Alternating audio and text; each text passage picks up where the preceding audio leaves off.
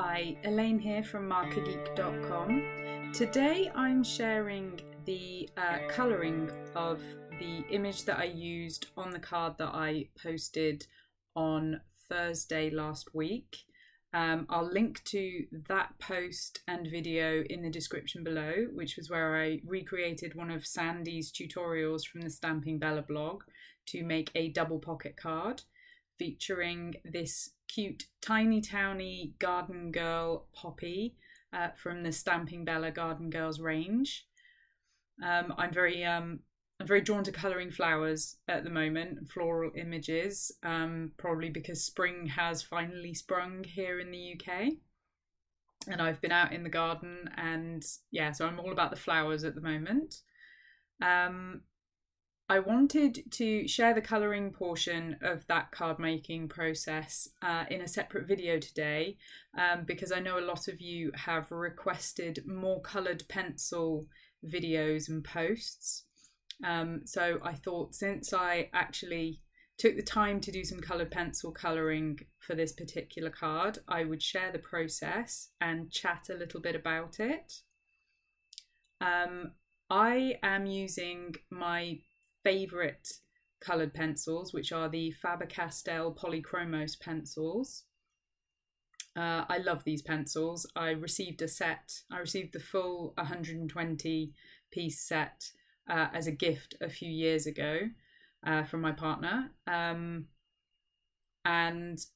I've been using them ever since. I use them, they're my go-to for coloured pencils really. I do also have the Prismacolor Premier pencils, which I've grown to love again more recently when I purchased a new set, which were better quality than the previous ones I'd had. I have talked a little bit in posts about the differences between the Polychromos and the Prismacolor pencils. Previous sets of the Prismacolor pencils I had had some quality issues, I think, with lots of breakages, etc., which is why I was looking for a different coloured pencil and came across the Polychromos pencils.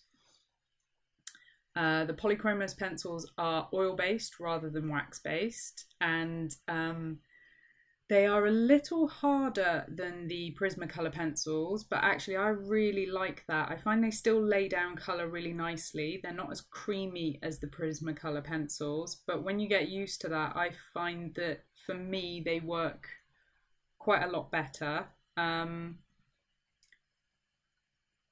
I really like the properties of them. Here I've stamped the Tiny Townie stamp onto a plain white card. I'm using the same card that I use for all of my, well, for most of my card bases, which is a 250 GSM plain white card from Paper Mill Direct here in the UK. It's just a really nice plain white card that has a nice texture to it. It's not heavily textured, but it has a fair amount of tooth to it, which makes it quite nice, I've discovered, for using with coloured pencils. I found that the Faber-Castell Polychromos pencils worked quite nicely on it. I was able to layer a fair amount, as you will see, and the colour laid down quite nicely. I was able to blend quite nicely on it. I think I stamped the image using MFT Extreme Black ink. Yeah, so about the colouring, I don't use odourless mineral spirits or Gamsol or anything to blend usually. If I do, I use Zest It Pencil Blend, which is quite easily available here in the UK. But most often, as with in this video, I just use the pencils to colour and blend. I like to be able to see the texture of the pencils, and I'm honestly a little bit too lazy to faff too much with blending stumps, and yeah, I get a little bit annoyed by using blending stumps to paper stumps to blend the coloured pencil. I get a little bit annoyed sanding them down and just generally having something extra to reach for. So I really enjoy just using the pencils themselves. One thing I find with the Polychromos pencils is that because they are more translucent than, say, the Prismacolor pencils, the white tends not to be as bright. It's not as opaque. So when I want to use white to create effects or really strong highlights, I will reach for either a Prismacolor white, or the Caran d'Ache Luminance white happens to be one of my favourites. One other thing that I've found when using coloured pencils is that using a really good sharpener is really important. I found, especially with the Prismacolor pencils, I found that when I discovered some sharpeners that I really liked, some really good quality sharpeners, my experience with the Prismacolor pencils became significantly better. I still think that the previous set that I had some quality issues in comparison to the more recent set that I purchased. However, having a really good sharpener does help massively, especially with those pencils that have a tendency to be a little bit more fragile, that break more easily. I will link below to in the description to a post where I discuss my favourite pencil sharpeners. You will get a quick glimpse of one of them in the video here, I think, and I will provide the link below to that post so that you can find all the details of those and where I talk about those in a little bit more detail. I've got a few that I like, and yeah, there are some that I'm really not a very big fan of.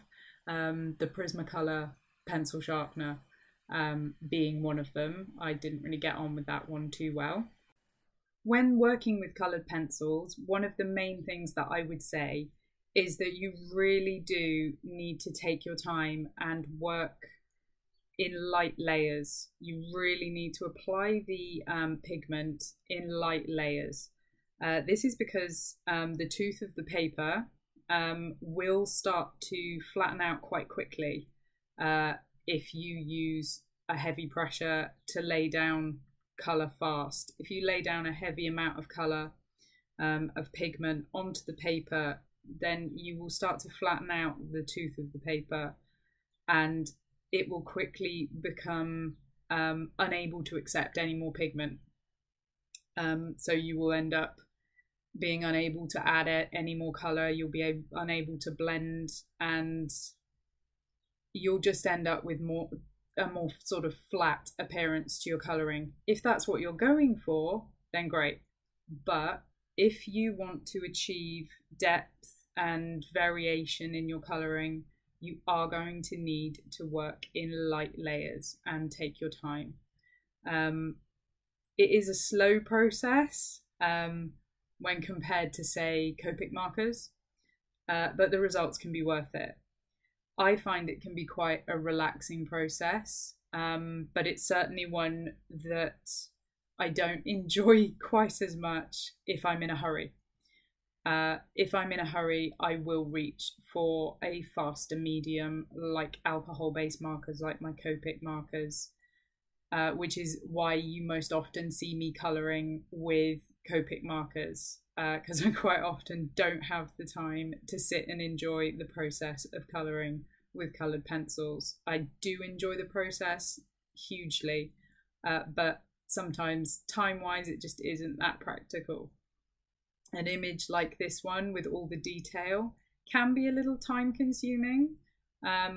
This probably took me, I think it was overall about an hour and a half to do the colouring, because there is quite a lot of detail there, and as you can see I do a fair amount of layering, especially on all those petals, because I'm using the same colours mostly throughout for all of the petals.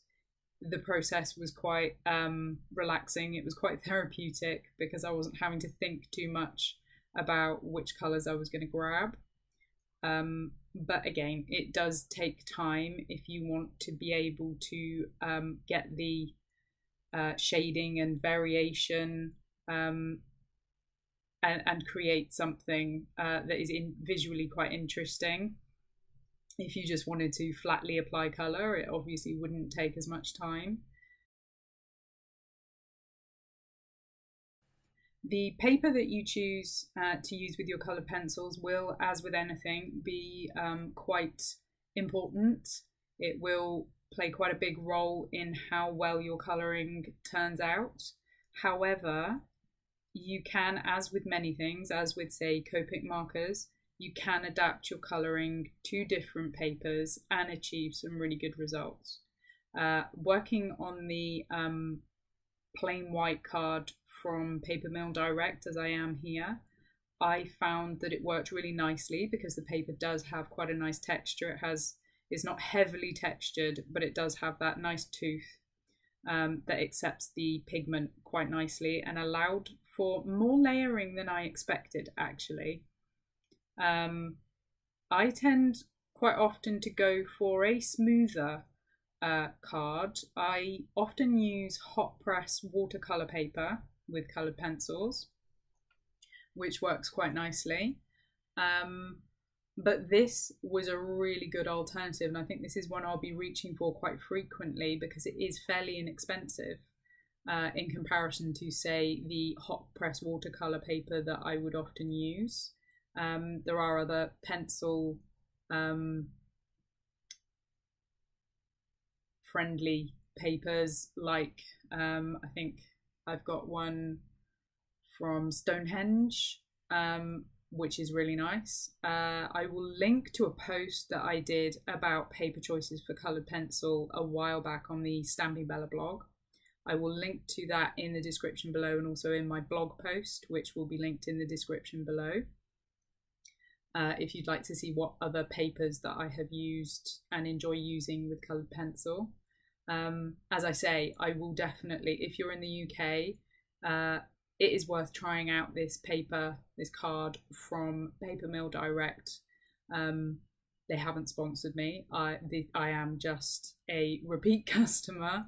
As I say, I've been using this cardstock as my card bases for quite a number of years now. I used to use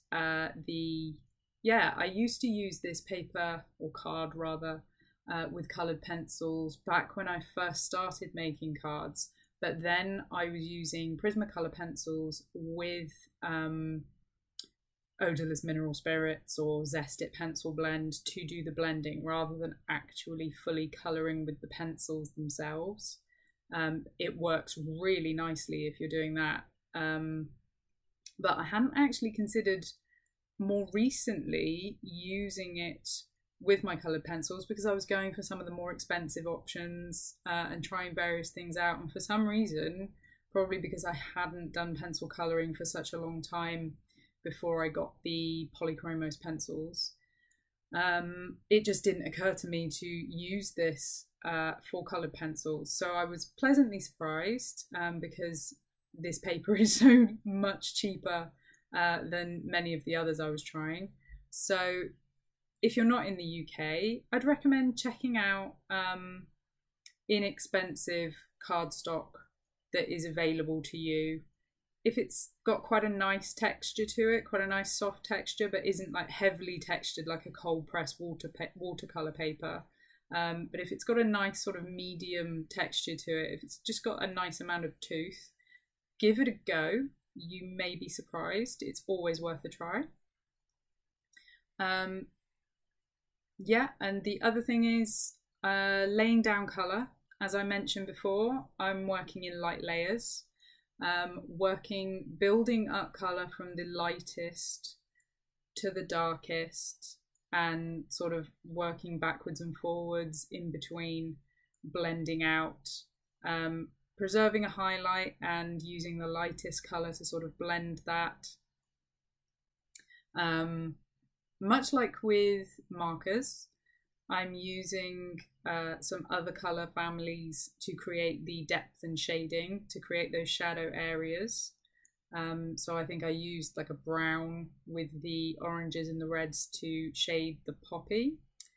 And on the leaves I'm using a blue together with the greens to create some depth there, to create some sort of desaturated areas. And I'm using an ivory to blend out and preserve some of those highlight areas. And I think that's about it really. If there are any questions that you have, please do ask. As always, please do ask in the comments below or over on my blog post. I'm always happy to try and help if I can. I don't pretend to be an expert, but if I can help you with any questions you've got, I will do my best.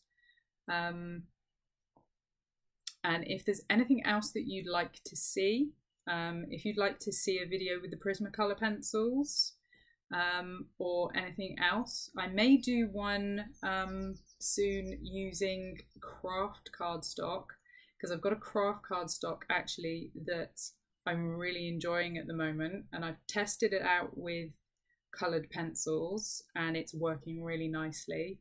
Again, that one is from Paper Mill Direct, so it will be more useful for those of you in the UK. But if you're interested in seeing how I work with coloured pencils on craft, do let me know and I will try and get that filmed.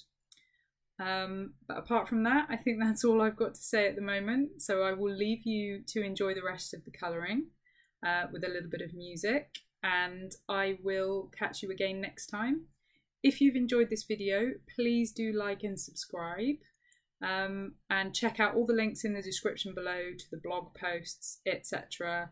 To find out any more information. I will always try and put the info in the links below. There will be a link to the stamp that I've used here, links to my blog post where you'll find links to all products and information, and links to my other posts about the sharpeners, etc.